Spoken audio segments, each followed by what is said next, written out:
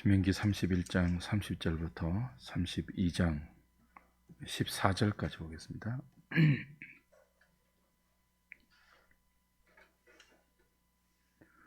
구약성경 313페이지입니다. 신명기 31장 30절부터 32장 14절까지 제가 한 절, 여러분이 한 절 교독하겠습니다. 18절까지 보겠습니다. 18절까지. 그리고 모세가 이스라엘 총회에 이 노래의 말씀을 끝까지 읽어 들리니라.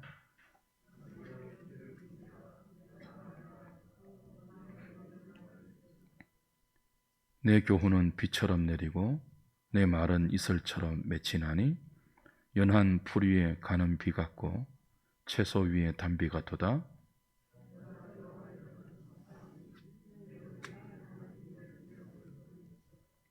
그는 반석이시니 그가 하신 일이 완전하고 그의 모든 길이 정의롭고 진실하고 거짓이 없으신 하나님이시니 공의로우시고 바르시도다.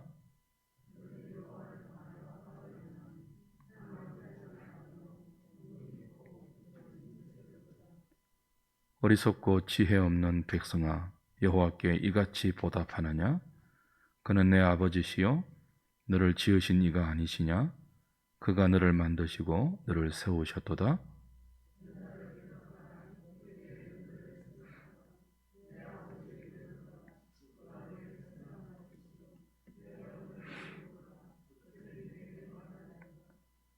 지극히 높으신 자가 민족들에게 기업을 주실 때에, 인종을 나누실 때에 이스라엘 자손의 수효대로 백성들의 경계를 정하셨도다.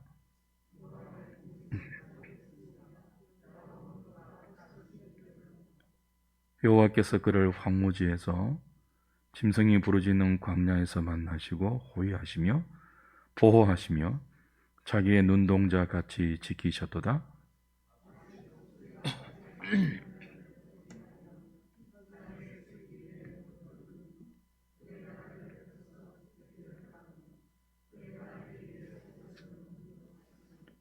여호와께서 홀로 그를 인도하셨고 그와 함께한 다른 신이 없었도다.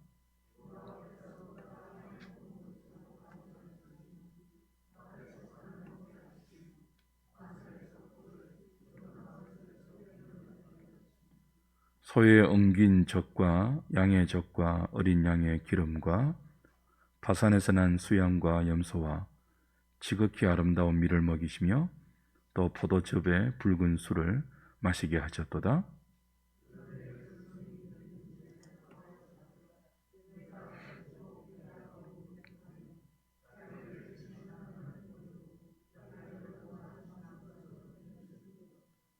그들이 다른 신으로 그의 질투를 일으키며 가증한 것으로 그의 진노를 격발하였도다.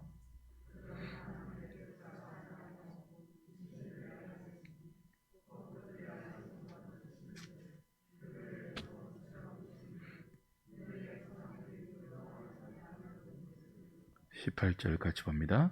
너를 낳은 반석을 내가 상관하지 아니하고 너를 내신 하나님을 내가 잊었도다. 아멘.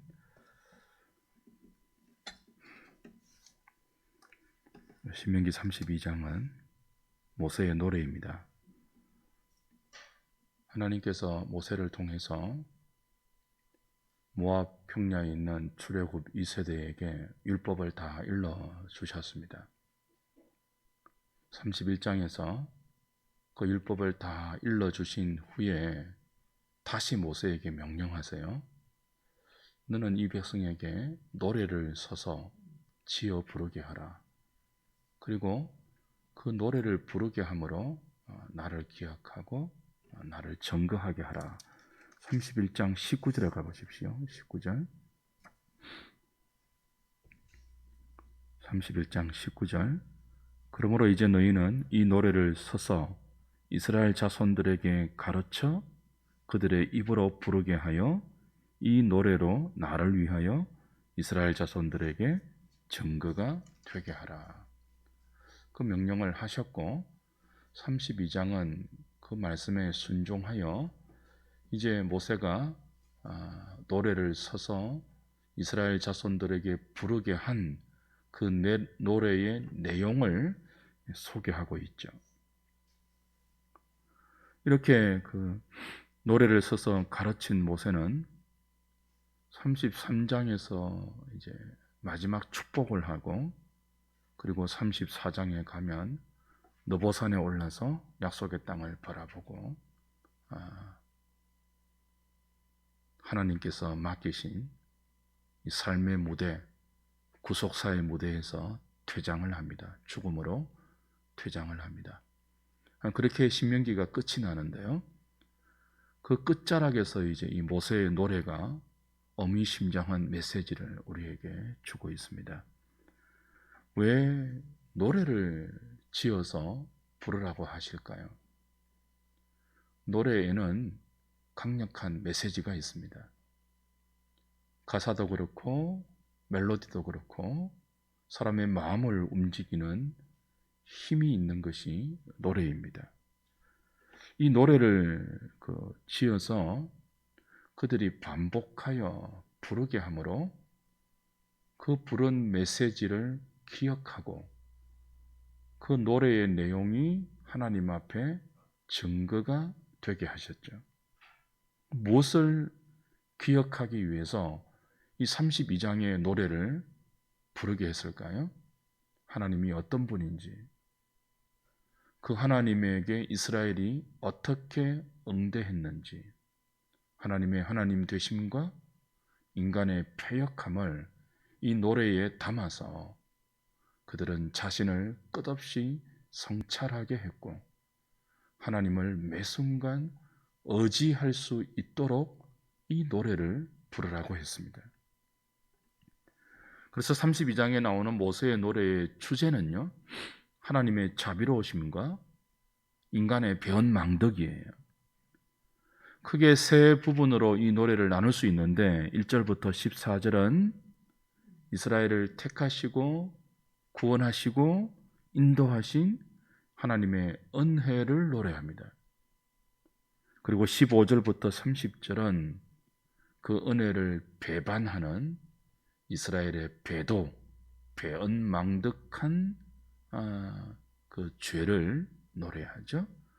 마지막으로 31절부터 43절은 하나님께서 이스라엘의 대적을 심판하시고 자기 백성의 죄를 속죄해 주시는 하나님의 사랑을 다시 노래합니다. 그러니까 이스라엘은 이 노래를 부르면서 하나님의 무궁한 은혜, 자신들을 택하시고 가려 뽑으시고 사랑과 은혜를 베푸시는 그 하나님의 은혜를 기억하고, 하나님께서 어떤 목적으로 자신들을 택하고 무엇을 위해서 부르셨는지, 그 부르심 앞에 자신들의 삶은 어떤 책임이 부여되고 있는지를 노래를 통해서 확인해야 되고, 그 부르심에 벗어나서 그 책임을 외면하고 어떻게 하나님을 배반할 수 있는지를 마음에 새겨서 자기에 대해서는 겸손하고 겸손해진 만큼 하나님을 절대적으로 의지하도록 이 노래를 부르라고 한 것입니다. 오늘은 그 첫 단락인 1절부터 14절, 18절까지 읽었는데요, 18절까지를 보면서 이 두 대조되는 내용, 하나님의 무궁한 사랑과 그 사랑에 배은망덕한 이스라엘의 반응을 보면서 오늘 우리의 모습을 좀 돌아보면 좋겠습니다. 우선 하나님은 하늘과 땅을 정인으로 불러요. 1절에 보면, 그죠? 그 하늘과 땅을 정인으로 삼아서 하나님의 말씀이 어떤 말씀인지를 들으라, 그렇게 시작합니다. 이 노래는 1절, 2절 다시 보십시오. 하늘이여 귀를 기울이라, 내가 말하리라. 땅은 내 입의 말을 들을지어다. 내 교훈은 비처럼 내리고 내 말은 이슬처럼 맺히나니 연한 풀 위에 가는 비 같고 채소 위에 단비 같아. 하늘은 시간이 지나도 변하지 않습니다. 땅은 아무리 많은 세월이 흘러도 그 자리에 그대로 있습니다. 그런데 채소를 내고 또 그 열매를 맺게 하는 이슬 같고 단비 같은 하나님의 말씀은 하늘보다 더 변하지 않습니다. 땅보다 더 견고하고 영원합니다. 무궁한 말씀입니다. 하나님은 자기 백성에게 이 하늘보다 영원하고 땅보다 견고한 이슬과 같고 단비 같은 채소를 내게 하고 열매를 맺게 하는 그 생명의 말씀을 영원토록 주고 계십니다.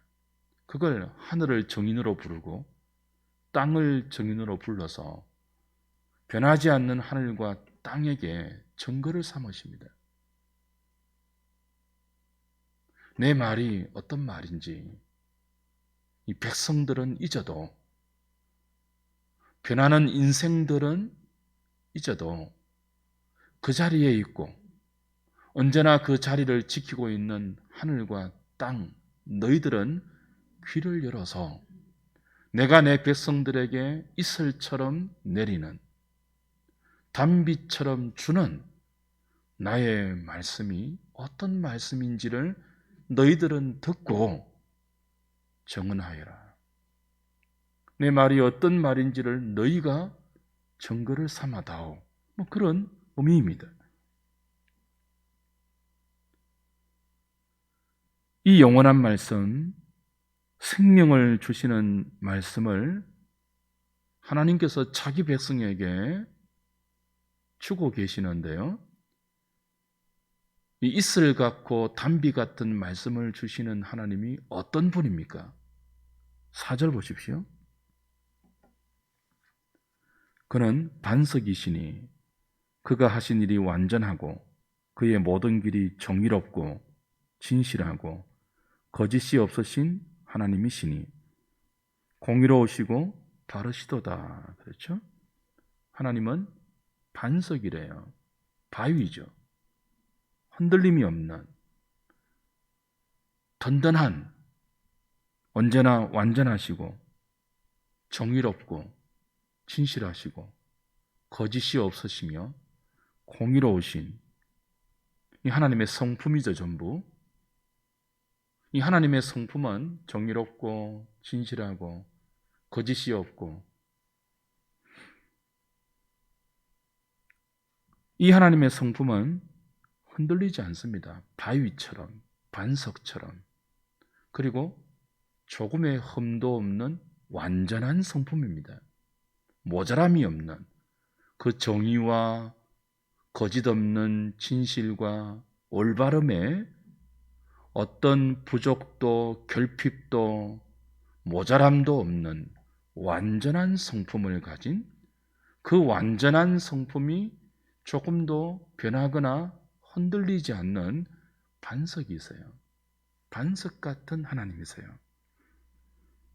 그 하나님의 말씀에는 이 하나님의 성품이 고스란히 담겨 있습니다. 어려운 성품, 진실된 성품, 곱고 올바른 하나님의 인격, 바위 같은, 언제나 그 자리에서 자기 백성을 사랑하시며 자기 백성을 돌보시고 자기 백성을 생명으로 이끌기 위하여 당신의 성품을 말씀에 담아서 때로는 새벽 이슬처럼, 때로는 단비처럼 자기 백성에게 그 말씀을 주셔서 그들에게 생명을 맺게 하고 그들에게 푸른 풀이 채소를 내듯이 살아나게 하는 것이 하나님의 성품이 담긴 언약의 말씀이었습니다. 그러므로 이스라엘 백성들은요, 그 하나님의 말씀을 우리 31장까지 그 율법의 말씀을 모세를 통하여서 반복적으로 또 전하고 또 권하고 또 당부하지 않았습니까? 너희들이 이제 약속의 땅에 들어가면 이 말씀대로 살아야 한다. 이 말씀을 마음에 새겨서 이 말씀이 지시하는 대로 지켜 행해야 한다. 귀에 딱지가 않도록 말하고 또 말했습니다. 이 말씀이 어떤 말씀이라고요? 이슬 같은 말씀이에요. 단비 같은 말씀이에요. 그러므로 이스라엘 백성들은 그 땅에 들어가서 그 말씀을 듣기만 하면 완전하고 바르고 진실되며 그 백성을 살리는 이 말씀을 듣기만 하면 새벽 이슬처럼 빨아들이기만 하면 가뭄에 내리는 단비처럼 그 말씀을 우리의 마음과 가슴과 영혼에 받아내기만 하면 살아난다는 것이죠. 어떤 형편에서도 살 수 있다는 거죠. 어떤 환경에서도 이 말씀이 새벽 이슬 같으니까, 단비 같은 말씀이니까 더군다나 그 말씀에 하나님의 모든 성품이 담겨 있으니까 그 말씀을 받기만 받으면 살고 부흥할 수 있고 새로워질 수 있고 반석 같은 하나님의 든든한 보호를 그의 삶의 기쁨으로 누릴 수 있다는 거죠. 6절 후반절은요, 이런 하나님을 이스라엘의 아버지라고 합니다. 6절, 너를 지으신 이가 아니냐? 그는 내 아버지가 아니냐? 그가 너를 만드시고 너를 세우지 않았느냐? 모세는 노래를 지어서 이스라엘 백성들이 부르게 했는데 그 노래의 중요한 주제가 하나님이 너희 아버지라는 거예요. 하나님이 너를 지으시고 너를 세웠다는 거예요. 그 아버지 되신 하나님께서 이슬 같고 단비 같은 말씀으로 너희들을 아들처럼 딸처럼 돌보시고 부양하시고 책임지고 보호하고 있다. 그렇게 말씀하시죠. 그 무슨 뜻입니까? 그런 아버지 떠나서는 안 된다는 거죠. 그 아버지의 말을 들어야 한다는 거죠. 뿐만 아닙니다. 8절 9절 보면요, 정말 놀라운 그 말씀을 주시는데요, 하나님은 자기 백성을 분깃으로 삼았대요. 자기 백성을 하나님의 기업으로 삼았대요. 그래서 열국을 나누시고 그 열국에게 땅을 나누어 주실 때, 인종을 나누실 때 이스라엘 자손의 수효대로 정하셨다고 해요. 8절 9절, 지극히 높으신 자가 민족들에게 기업을 주실 때에, 인종을 나누실 때에 이스라엘 자손의 수효대로 백성들의 경계를 정하셨도다. 여호와의 분깃은 자기 백성이라 야곱은 그가 택하신 기업이로다. 정말 놀라운 말씀이죠. 믿기지 않는 말씀이에요. 온 세상이, 온 인류의 역사가 무엇을 중심으로 지금 돌아가고 있다는 거죠? 하나님의 백성을 중심으로 해서 하나님이 온 열국의 경계를 정하시고 인종과 언어와 그들의 숫자를 정하실 때 이스라엘 자손의 수효를 따라 정하셨대요.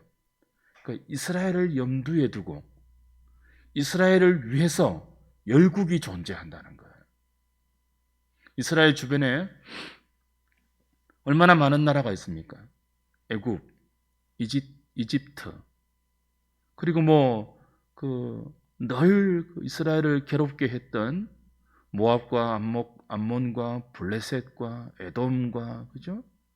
조금 더 지나가면은 이제 아수르와 바벨론, 페르시아에 이르기까지 이스라엘 주변의 수많은 나라가 얼마나 강대국이었습니까? 그런데 하나님은 말씀하십니다. 이 모든 열국이, 이 모든 강대국들이 모두 이스라엘을 위해서 조성되었다. 그렇게 말씀하십니다. 너희들 눈으로 보라. 너희들보다 힘이 있어 보이고 강해 보이고 크고 많아 보이는 이 땅의 모든 제국들, 그 모든 제국들이 힘없고 초라하고 보잘것없어 보이는 너희들을 위해서 내가 조성한 나라이다. 내가 마음을 먹으면 너희들을 위해서 우주까지라도 새롭게 할 수 있다. 내 나라의 중심에는 열국이 아니라 제국이 아니라 내가 가려 뽑은 너희들이 있다. 너희들의 수효대로 나라를 정하였고 그 땅의 경계를 정하였고 그 땅의 인구를 내가 정하였다. 믿기십니까? 이 말씀이? 정말 놀라운 말씀 아닙니까? 그러면서 하나님은 자기 백성을 나의 몫이다, 분깃이다, 그렇게 말씀하셨어요. 너희들이 내 것이다. 너희들이 내 것이기 때문에, 나의 분깃이기 때문에, 나의 택한 기업이기 때문에 너희들을 위해서 다른 나라를 다 조성하고 너희들을 위해서 이 우주와 인류의 역사를 내가 지금 주관하고 있다. 너희들이 내 몫이다. 그렇게 말씀하세요. 하나님은 우리를 위해서 모든 것을 하시는 분입니다. 모든 것을 움직이시는 분입니다. 이거 믿으십니까? 지금 코로나19라는 이 큰 재앙도 우리 위해서 허락하신 거예요.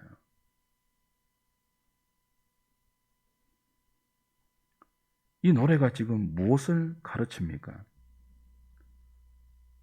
하나님께서 저와 여러분들을 택하시고 부르실 때 우리를 통해서 무슨 이익을 본다든지 우리에게 무엇을 얻어내기 위해서 택하고 부르시지 않았습니다. 우리를 여호와의 분깃으로, 여호와의 몫으로 삼았습니다.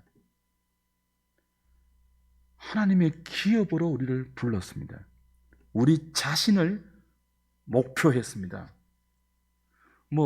우리 보고 바깥에 나가서 끈 팔아서 돈 벌어오라고 부르지 않았습니다. 그건 이 땅에서 우리가 살아가는 모든 보편적인 인생이 아담 이후에 이마에 땀을 흘려야 먹고 살 수 있는 운명이 되었기 때문에 모든 인생이 외면하거나 피할 수 없는 인생의 수고와 짐이에요. 그걸 피하려 하면 안 돼요. 그런데 그런 우리를 하나님의 분깃으로 삼았다고요. 하나님의 몫으로 삼았다고요. 우리를 얻으려고 하십니다. 분깃이 뭡니까? 하나님의 몫이잖아요. 그러니까 우리를 얻으려고 합니다.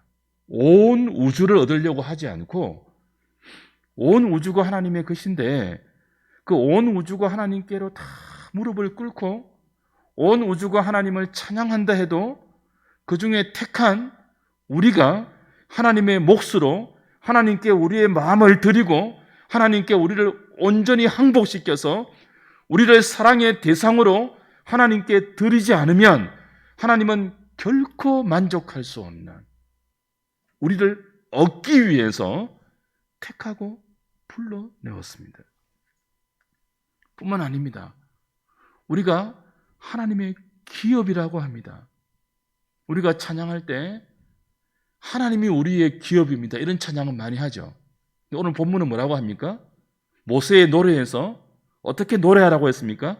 우리가 하나님의 기업이래요. 전혀 놀라지 않으시는데 이건 로또 맞는 것과 비교가 안 되는 말씀이죠. 우리가 하나님의 기업이래요. 우리가 하나님의 몫이래요. 하나님의 분깃이래요. 너는 내 것이다 하신 그 말씀의 의미이죠. 우리를 얻기 위해서 우리를 분깃으로 만들고 기업답게 만들기 위해서 하나님이 하시는 일들을 보십시오. 10절부터 14절이에요.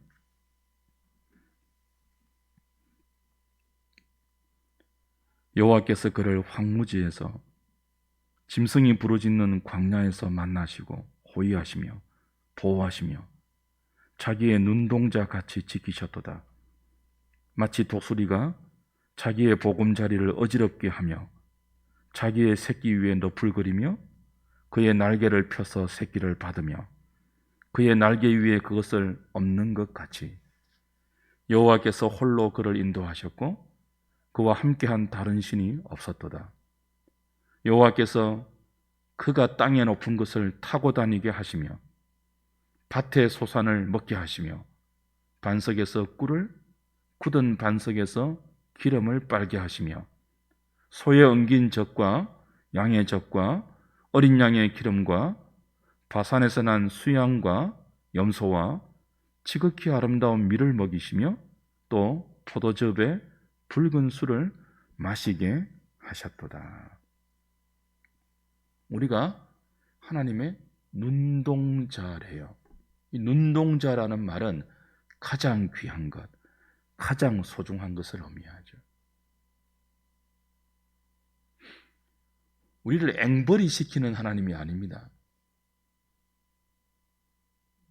우리 자체가 하나님의 가장 소중한 눈동자예요. 하나님 내 모양이 이런데요? 그러지 마세요. 여러분이 어떤 처지에 있고 어떤 형편에 있고 다른 인생들과 어떻게 비교하시더라도 그리스도 안에 있는 여러분은 하나님의 눈동자예요. 가장 소중하고 가장 사랑스럽고 가장 귀한 존재예요. 독생자까지 주지 않았습니까? 하나님의 마음이 자기 백성에게 다 있어요. 그러니까 온통 하나님의 마음은 어디로 가 있다고요? 자기 백성에게 다 가 있어요. 그의 분기심, 그의 목심, 그의 기업인, 그의 눈동자 같은 자기 백성, 이 이스라엘에게 온통 쏟아지고 있고 부어지고 있고 하나님의 소원과 기쁨이 모두 자기 백성에게 있습니다.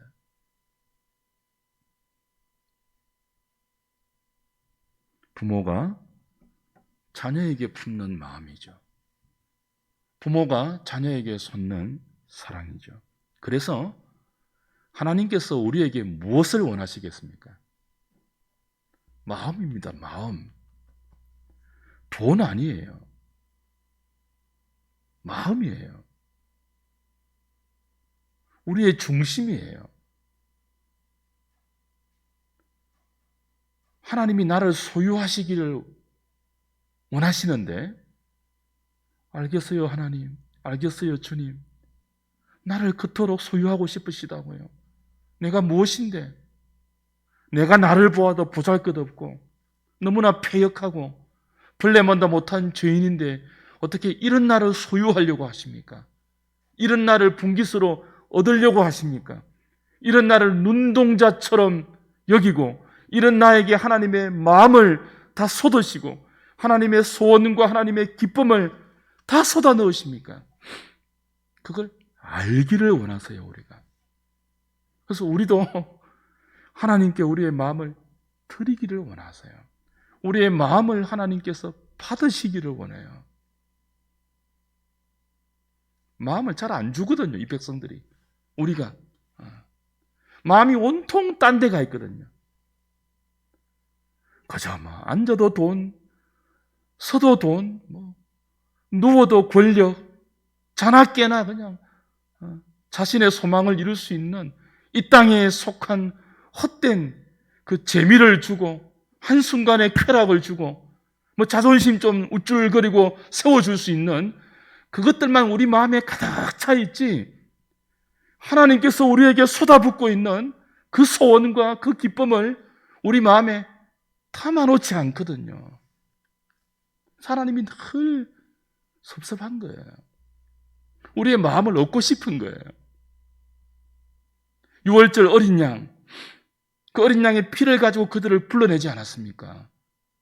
그 6월절 어린 양이 바라보았던 하나님의 독생자 예수 그리스도의 피로 우리를 값으로 치르고 사왔지 않습니까? 너는 내 것인데 마음을 다오, 마음을. 사랑을 다오. 네 마음이 어디가 있니? 나에게 좀 그 마음을 주면 안 되겠니? 이 노래에 그 하나님의 절절한 심정이 담겨 있죠. 너희들이 나의 본깃이야. 너희들이 나의 기업이야. 내 눈동자야. 내가 너희들을 어떻게 인도했는지 한번 돌아봐. 이 노래에 담겨 있습니다. 하나님과 우리 사이는 엔지니어와 기계가 아닙니다. 우리의 고장난 부분을 엔지니어처럼 그냥 뚝딱 고쳐가지고 또 뭐 기능적으로 사용하고, 그게 아니죠. 언약 관계이죠. 인격적 관계이죠. 마음과 마음이 교차되는, 그래서 우리에 대해서 질투하시고 때로 분노하시고 서운해하시고 우리의 사랑과 우리의 마음을 갈구하시는 그런 하나님. 사랑을 원하시되 마음을 원하시되 자발적인 마음, 억지로 하나님에게 있는 그 무엇이 탐이 나서 그걸 얻어내기 위해서 전략적으로 접근하는 그런 관계가 아니고 순수한 사랑과 사랑으로 맺혀진 언약 관계, 그 무엇도 언약으로 묶여진 그 사이를 갈라놓을 수 없고 그 틈을 버려놓을 수 없는 배타적이고 참으로 독선적이고 참으로 특별한 관계, 세상에 그 무엇도 이 관계를 흉내낼 수 없는, 눈동자와 눈동자가 마주치는, 마음과 마음이 주고받는 그런 관계. 하나님은 그런 관계로 우리를 불러내어서 역사 속에서, 시간 속에서 그 사랑의 세레나드를 오늘 모세의 노래로 가르쳐주고 있습니다. 저는 이 신구약 성경을 나를 향한 너브레타로 늘 읽습니다. 여러분, 그 연애편지 읽을 때 그냥 한번 읽고 쓰레기통에 던집니까? 그렇지 않죠. 읽고 또 읽으면서 밑줄 치면서 막 이 말이 무슨 뜻일까? 이 문장이 무슨 뜻일까? 이 문장에 그녀가 어떤 마음을 담아서 보내었을까? 제가 전에 한 말씀 드렸죠. 제 아내와 제가 연애할 때 서울과 부산을 떨어져서 연애했는데, 저는 신대원 다니고 이 사람 부산에 있는데, 저는 A형이에요. 편지 쓰면은 서너 장 씁니다. 시도 적고 사랑의 고백도 적고 하는데 답장 오면요 한 장의 반 정도밖에 안 와요. 딸랑. 그럼 그 딸랑 그 반 정도밖에 안 되는 그 글을 읽고 또 읽고 이게 무슨 뜻일까? 이게 무슨 마음을 담아 놓았을까? 연애 편지는 공문서가 아니잖아요. 모세의 노래가 그런 노래예요. 신구약 성경 전체가 우리를 이렇게 대하는 하나님의 마음이 구구절절히 때로는 다른 색깔로, 때로는 다른 곡조로 담겨 있죠. 때로는 편지로, 때로는 역사를 기술하는 하나의 스토리로, 때로는 묵시로, 때로는 그 사랑의 질투에 불붙은 경고로, 때로는 간절한 당부로, 그렇게 구절구절 우리에게 담아서 이슬처럼 단비처럼 우리에게 반석 같은 당신의 성품을 담아서 돌려주고 계시죠. 그러므로 주의 백성들은 이 말씀을 들을 때 살아납니다. 이 말씀을 통해서 하나님의 사랑을 깨닫고 그 사랑 앞에 우리 자신을 드릴 때 하늘의 기쁨이 허락됩니다. 사랑하면 기쁘잖아요. 사랑하면요, 웬만한 어려움은 어려움처럼 느껴지지도 않아요. 그 사람만 옆에 있으면 다 극복할 수 있을 것 같아요. 사랑하면 그 사람만 눈에 보여요. 사랑하면 누가 시키지 않았는데 그냥 마음을 숨길 수가 없고 그 마음으로 먹지 않아도 배부르고 그런 것 아닙니까? 그래서 저는 우리 청년들에게 또 우리 후배들에게 늘 그래요. 사랑을 해라. 기독교인이 사랑을 안 하면 어떻게 신앙을 알겠느냐. 사랑을 해라. 사랑의 세레나데를 좀 불러보기도 하고 밤을 새워서 연애 편지를 써보기도 하고 그래야 된다. 젊었을 때 사랑하라. 모세의 노래는 사랑의 노래입니다. 그런데 사랑하는 여러분, 이 하나님께서 우리를 사랑의 대상으로 불러서 새벽이슬 같은 말씀을 주시고 가뭄의 단비 같은 말씀을 주시면서 그 사랑을 표현하셨고 실제적으로 그 사랑을 아낌없이 영원토록 부어주고 계셨는데 이 사랑을 받고 있는 이스라엘은 그런 하나님을 어떻게 대했습니까? 5절 보십시오. 그들이 여호와를 향하여 악을 행하니 하나님의 자녀가 아니요 험이 있고 삐뚤어진 세대로다. 어리석고 지혜 없는 백성아, 여호와께 어찌 이같이 보답하느냐. 이런 여호와에게 악을 행했대요. 이게 참 여러분 막장 드라마입니까? 그런 드라마 저는 안 보지만 드라마 보면 막 불같이 화가 날 때 있죠. 지고 지신의 사랑을 누가 이렇게 바치고 있는데 그 사랑을 받은 사람이 전혀 마음도 두지 않고 그런 사랑을 쏟는 대상을 아프게 하고 자신은 말도 되지 않는 악당에게 자신의 마음을 두고 있을 때 시청자들이 막 이렇게 분노하지 않습니까? 모세의 노래에 그런 마음이 들어있죠. 그들이 여호와를 향하여 악을 행했다. 하나님의 자녀 같지 않고 험이 있고 삐뚤어진 세대같이 행했다. 이렇게 이야기하죠. 자녀라면 해서는 안 될 짓을 하고 있다는 거예요. 자기 아버지에게. 15절, 18절 보십시오. 그런데 여수린이 기름짐에 발로 찼도다. 내가 살찌고 비대하고 윤택함에 자기를 지으신 하나님을 버리고 자기를 구원하신 반석을 업신여겼도다. 그들이 다른 신으로 그의 질투를 일으키며 가증한 것으로 그의 진노를 격발하였도다.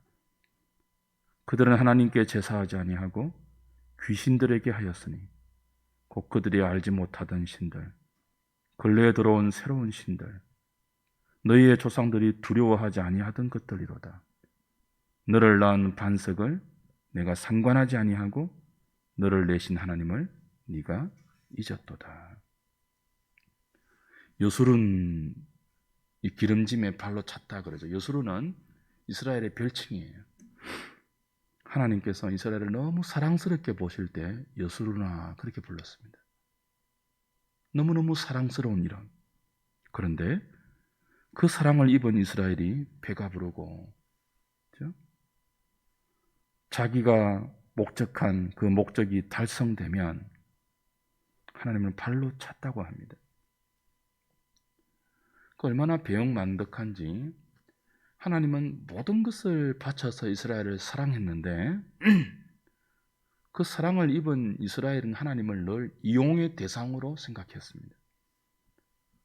늘 자기 욕심을 채우기 위한 그 하나님으로 이용하다가 그것이 채워지면 하나님께 다 받으면 그 즉시 어떻게 했죠? 하나님을 찼다고 해요.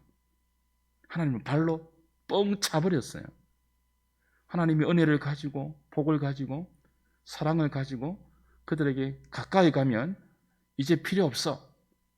나 할 것 다 채워서 이제 필요 없어 하고 외면하고 발로 차버렸다는 거예요.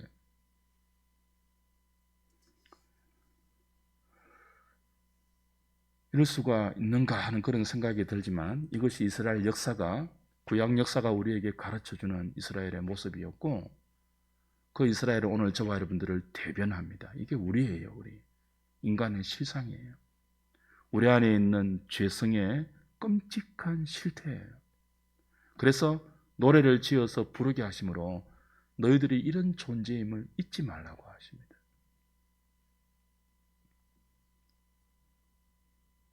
주 안에 사랑하는 여러분, 코로나19가 1년 넘게 우리를 지배하고 있습니다. 우리는 하나님의 주권을 믿습니다. 참새 한 마리도 하나님의 허락 없이는 떨어지지 않음을 믿습니다. 그런데 이 무서운 재앙을 왜 1년 넘게 온 지구촌 가운데 허락하고 계실까요? 코로나19로 한때는 모든 예배와 모든 모임과 모든 기도가 닫혔습니다. 그리고 지금도 제한적으로 우리는 모이고 이렇게 마스크를 쓰고 예배드려야 하는, 너무 설교하기 힘들어요. 예배도 지금 제한적이고 기도해도 통성으로 기도도 못하고 찬양대도 못하고 구역 모임도 못하고 식사교제도 못하고 성만찬도 못하고 얼마나 제한적이 되었습니까? 왜 이렇게 하실까요? 왜 이렇게 하실까요?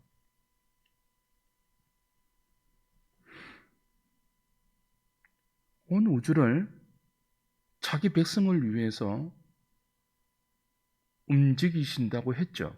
열국을, 나라의 경계를, 그 나라 한 나라의 인구를 이스라엘의 수를 따라서 조성했다고 했습니다. 우린 그걸 믿습니다. 그런 하나님께서 왜 우리에게 이렇게 끔찍한 코비드19를 아직까지 허락하고 계실까요?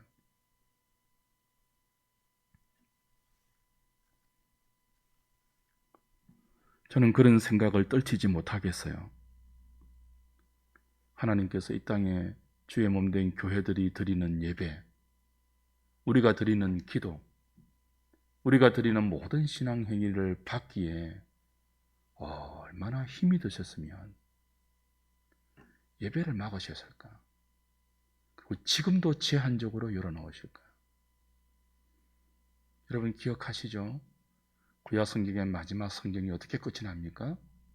너희들 중에 이 성전문을 닫을 자가 있으면 좋겠다. 내가 너희들이 드리는 짐승의 피와 너희들이 드리는 헌물에 지쳤다, 피곤하다, 힘들다 그랬거든요.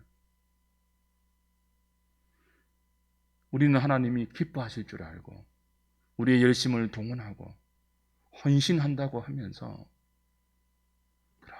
그렇게 신앙생활을 해왔는데 하나님 편에서 마음을 받기를 원하시는 하나님 편에서, 우리의 사랑을 받기를 원하시는 하나님 편에서 사랑이 담기지 않는, 하나님을 이용의 대상으로 여긴다고 생각할 뻔한 그런 우리의 가벼운 믿음과 왜곡된 신앙이 하나님 너무 힘들게 하진 않았는지 모르겠어요. 빨리 일상으로 돌아가게 해달라고 기도해야 되겠지만 그보다 우선이 있습니다. 우리의 신앙이 바른 자리로 가야 합니다. 오늘 모세의 노래가 가르쳐주는 대로 우리의 마음을 하나님께 드려야 합니다. 우리가 하나님의 분기심을 기억해야 합니다. 하나님께서 얼마나 우리를 얻기를 원하시는지 기억해야 합니다. 하나님은 예상하셨습니다. 그들이 배은망덕하게 하나님을 발로 차고 말도 되지 않는 더러운 귀신에게 제사하고 그들의 영혼을 판다는 것을 아셨습니다.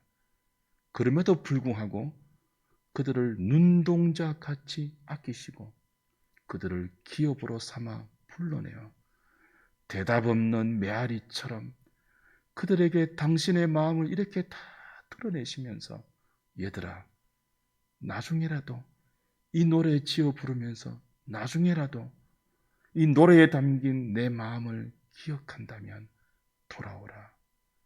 내가 너희들의 대적들을 파하고 너희 죄를 속죄할 테니까 돌아오라. 이렇게 말씀하고 있습니다. 하나님께 돌아가야 합니다. 돌아가지 않고 일상이 회복되어도 아무 소용없습니다. 하나님께 우리의 마음을 드리지 않고 다시 예전처럼 돌아간들 그게 무슨 의미가 있겠습니까? 왜 하나님께서 우리에게 이런 아픔을 허락하시고 이런 고통을 긴 시간으로 아직도 이어가게 하십니까? 마음을 달라는 거예요. 우리의 마음을. 다른 것 말고 너희들의 진실된 마음을 달라는 거예요. 혹시 오늘 우리가 하나님을 발로 차고 있지는 않습니까? 우리 무엇을 동기로 무엇을 목적으로 하나님을 부르고 계십니까? 하나님에게, 여러분에게 하나님은 어떤 의미이십니까? 어떤 존재로 여러분의 삶에 하나님은 어느 만큼 차지하고 있습니까? 그걸 돌아보시고 오늘 이 모세의 노래가 우리에게 가르치는, 지금은 이 노래를 부를 때가 아니죠. 이 노래의 의미를 생각할 때이죠. 하나님께로 잘 돌아가는 저와 여러분 되면 좋겠습니다. 찬송하고 기도하겠습니다.